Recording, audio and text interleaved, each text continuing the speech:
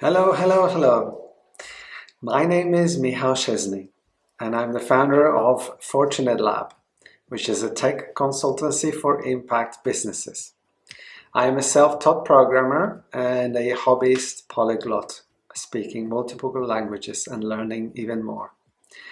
I am passionate about applying technology in business as a force for good, and my most recent role was that of the Chief Executive Officer at artfinder.com. Artfinder is an online art marketplace connecting independent artists with art buyers all over the world. The company's mission is to make art affordable, accessible, and a viable career for the artists. Artfinder is also a certified B Corporation, a status awarded in 2019 by B Lab charity, confirming their positive social and environmental impact. Just like many executives that I know personally, at first I was very skeptical about the idea of working with a virtual assistant. It didn't help that the pitch that I was given sounded too good to be true. Luckily, I had a personal recommendation that swayed me and convinced me to try and give it a go. And very quickly after, I started slowly but surely seeing the value that the work of a virtual assistant would deliver for me. And today, I'm very pleased to say that I am 100% a convert to this concept. That's why I'm very excited to be here with you today to share my personal experience and give you some tips on how you can build trust with the executives that you work with, or perhaps you want to work with and you're in the pitching process. Starting with this funny GIF, I wanted to highlight the fact that I can only share my own experience. However, a number of executives that I know do share the observations and concerns that I raise in this talk. So I hope it will be of help to you. Let me start by highlighting how important emotional intelligence is in the process of building trust between an executive and a virtual assistant. It's not the AI that is making headlines today. And this is because everyone is different. Everyone's needs are unique. Some executives will be young, others will be more seasoned. Some of them will have experience of working with a VA or a PA before. Others will be new to this concept and they will not know what's available. And I think this is the most important of superpowers that a virtual assistant can have and can nurture. It is that capacity to recognize the needs of the person that they work with and the capacity to adapt. By now, you might be starting to wonder what might those concerns of executive be when it comes to working with virtual assistants. So let me share first what I found particularly challenging adapting to this idea. Number one concern that I had was that about security. Will my passwords be secure if I share them with a virtual assistant? What about my credit cards or debit cards when they have to place orders on my behalf? And obviously, access to my inbox. It has all the secrets, all the details, all the insights about everything that I do.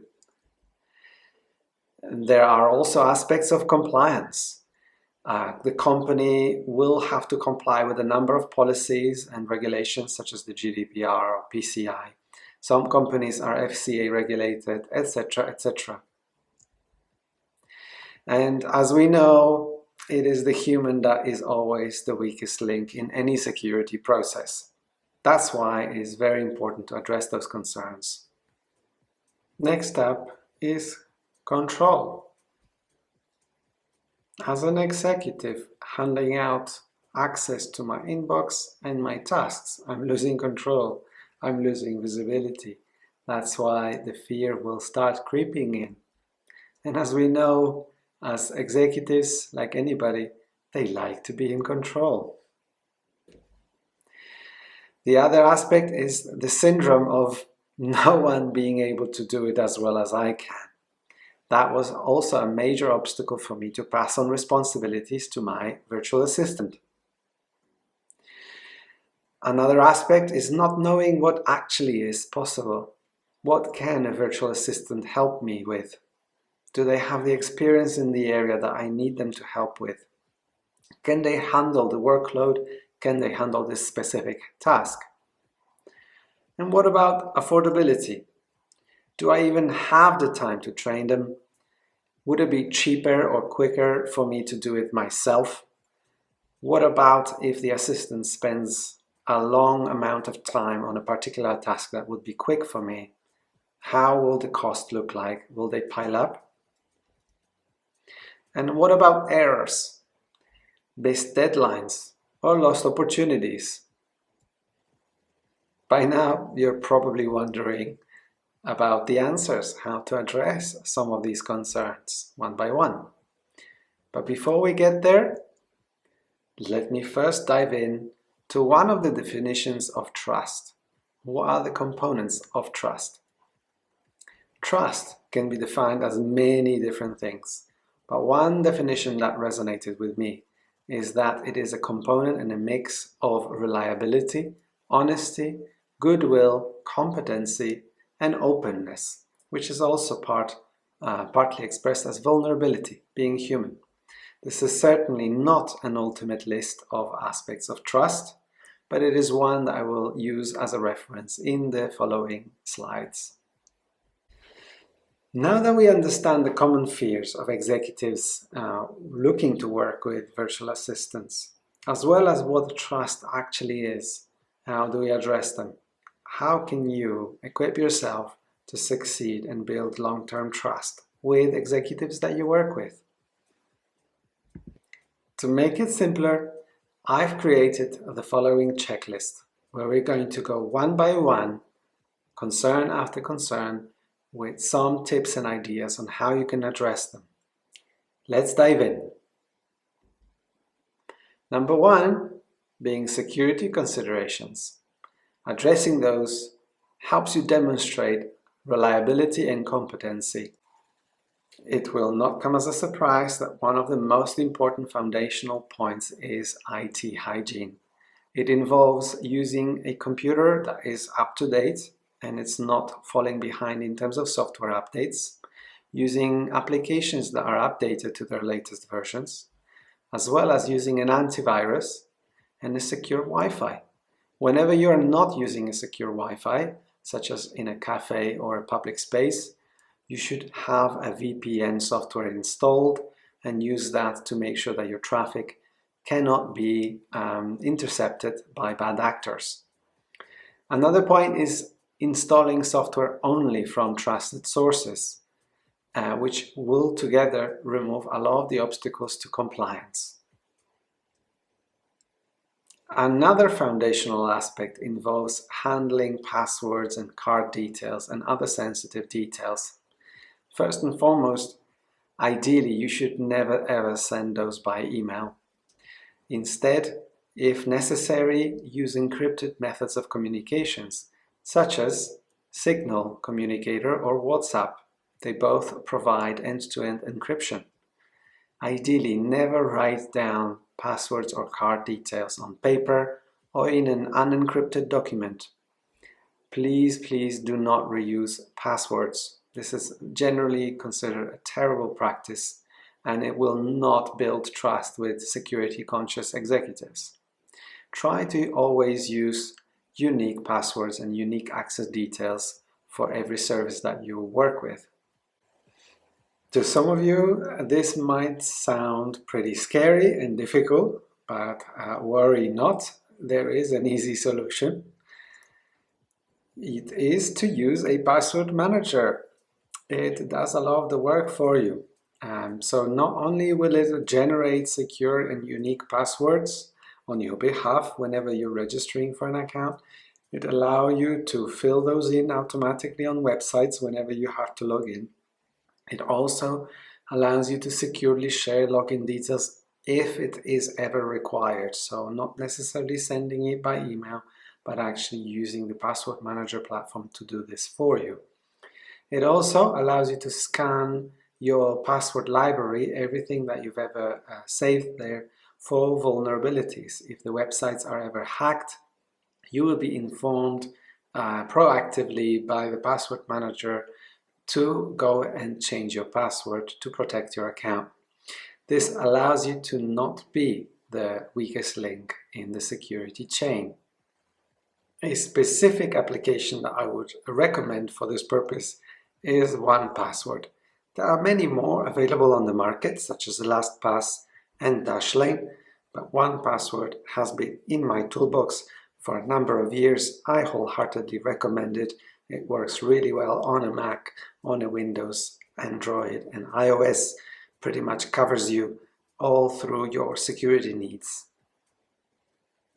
It is also very important to have your best practice written down and communicated to the executives that you are pitching to or you are already working with, so that they can feel that they can rely on the process that you have put in place to keep their data secure. Another aspect that has been a concern for me is the control and visibility, and specifically the loss of it. If you apply the next steps, you'll be able to demonstrate your own honesty and goodwill.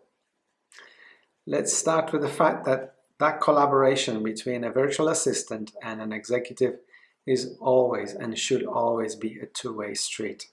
It's not that the executive gives orders to the VA and they have to be complied with without any second thought.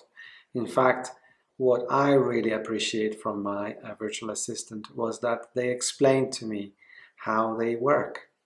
I think it's also important for the VA to share exactly what worked for them in the past in their collaborations with executives, and also ask about the expectations that the executive has and their fears about working with a VA. What is their worry? I think it's also very important to agree how you will communicate, the frequency of communication, the one-to-ones on a regular basis, summarizing perhaps the to-dos, etc., and also defaulting to openness. If there is something that you cannot do, or if you're running late with, it's best to be honest about it. Perhaps if the task that is being given to you is not within your strengths, it's also best to just be honest about it. And the most important thing that I found on this two-way street approach was that you don't accelerate from 0 to 100 miles per hour on day one. It's actually about planning, testing, and iterating and collecting feedback. So it's a two-way street, so feedback should flow from both sides of the equation, from the assistant as well as from the executive. Phasing in of control has been a crucial element in eliminating the fear of loss of control for me. I would say that the VA in this case ideally should start by learning the preferences, being the listener of what are the needs of the executive. Consider giving options and recommendations on how you want to solve those problems, and confirm those preferences before gradually learning how to predict what might be the best solution for a particular task. That will allow you to grow confidence between yourself and the executive until you reach a stage where you're ready to just do the task without having to ask first for the preference on how to do it, because you will already know. And then you can just fall back to giving a heads up that the work has already been done. Providing visibility can also help build trust. Things like a shared to-do list in an application like Wunderlist, Trello board, or maybe Basecamp, or whatever works for you and the executive. It doesn't really matter what application you use. But what I found, it was very helpful to see and prioritize together the tasks that assistant was working on. I could see the status updates. For example, using the comments section for each task was very helpful. And of course, I would strongly encourage to be very proactive about any obstacles that you find along the way, commenting and asking clarification questions, or even highlighting if you find that a specific task is not quite something that you can help with. That's okay, as long as the executive knows upfront that it's not something that you might be able to help. It's probably better than just delaying that information until it's too late. So there it is, making something more visible makes it less scary. Moving on to the syndrome I described before as the "no one will do it as well as I can." If you can address this, you'll demonstrate reliability and competency.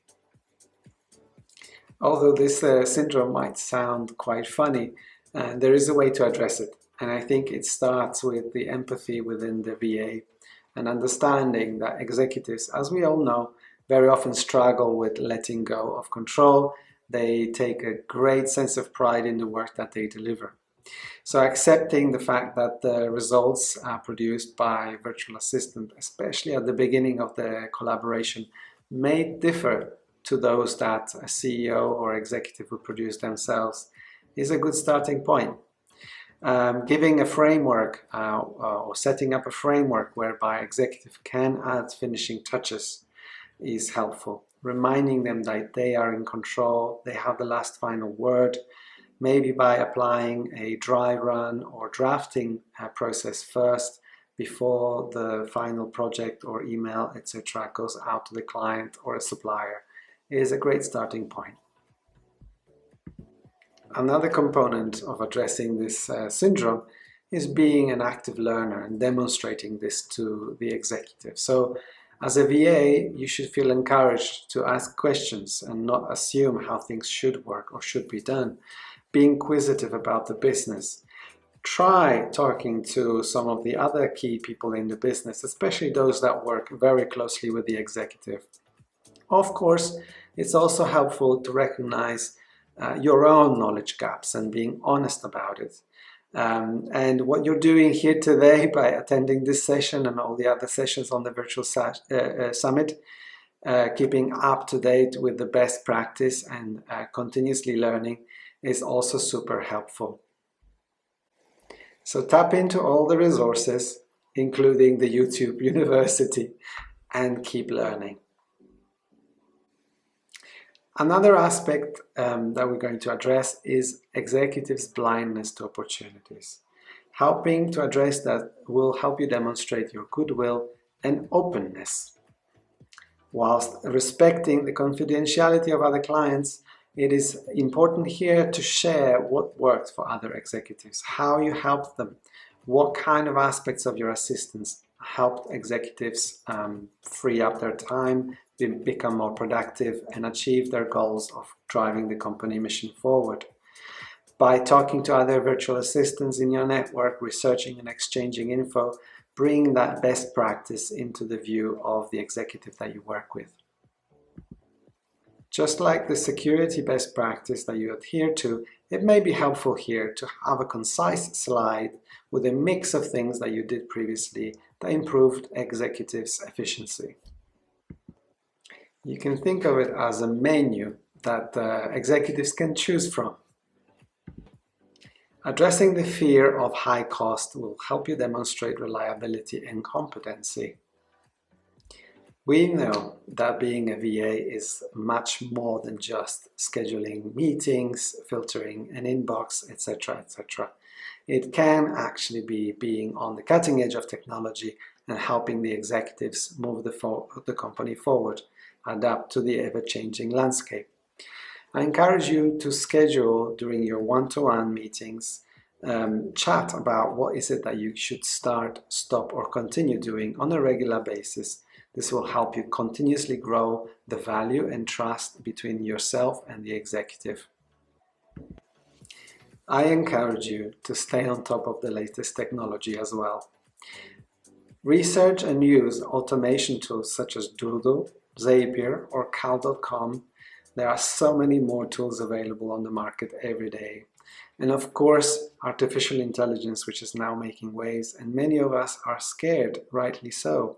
But I think the best advantage of using these tools that it can multiply your productivity and it can help you focus on adding that value as a human virtual assistant. So I encourage you to be pragmatic about the latest technology, not be scared of AI, but actually use it in your toolbox. Using these tools will help you and the executive that you work with save lots of time, providing a great feedback loop that continues to add value and builds trust between the two of you. Addressing the final point of errors and delays will help you demonstrate competency and openness. We are all only human, so errors are very much normal. It is therefore important for trust that we own up to the mistakes that we make. So use those mistakes to learn and be clear with the executive if something that is being tasked to you cannot be done. Set expectations if there are any delays or risks of delays. Most important, remember that you can say no. If a task that you are being asked is too hard or you simply have no expertise, don't feel that you have to set yourself for failure. You can communicate this, and very often this helps to build trust as well. We could not ignore the big elephant in the room right now, which is artificial intelligence. So let me talk about that. Executives are only human, and therefore they do value human contact. So I invite you to remember that your biggest asset in the relationship between the VA and an executive is you and yourself. It's your intelligence enhanced by anything you have access to, together with emotional intelligence at heart of your relationship. The capacity to listen, the capacity to communicate and empathize. It is very often that personal connection that is the most important component of trust. And for now, this is something that AI is simply unable to deliver.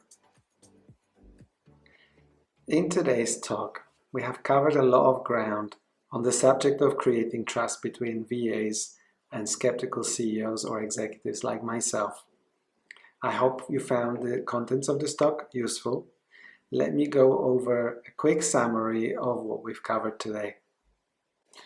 We started by getting some of the IT basics right, making sure that not only is your computer up to date and software up to date, you're also using antivirus as required, making sure that you're using a password manager and you don't write down those passwords or reuse them, etc., etc. This should remove all the obstacles from getting a compliance clearance for working with new clients, or simply reducing the risk of you being the weakest link as the VA in the mix.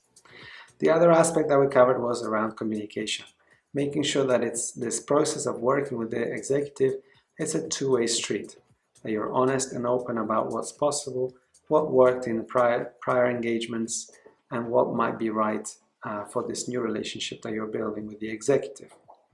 We covered the importance of your emotional intelligence, of being able to adapt your ways to how the executive wants to work, because you're probably the more experienced in the VA executive relationship than the executive themselves. That's why the next point that we covered was talking about showing the way, explaining what's possible, what might work, what should be adapted in that relationship. And we also covered how you can own what's yours, making sure that any expectations are clearly set, errors are owned up to, and that in turn is helpful in building that long-term trust. And above all, the most important aspect as well is to keep learning. Keep investing in programs like today's talk or summit. Make sure that you stay on top of the technology that's available out there, that you make yourself indispensable. That's all from me. Thank you so much. I really hope that you enjoyed this session. If you ever want to get in touch, my email is presented on the next slide. Thanks. Bye.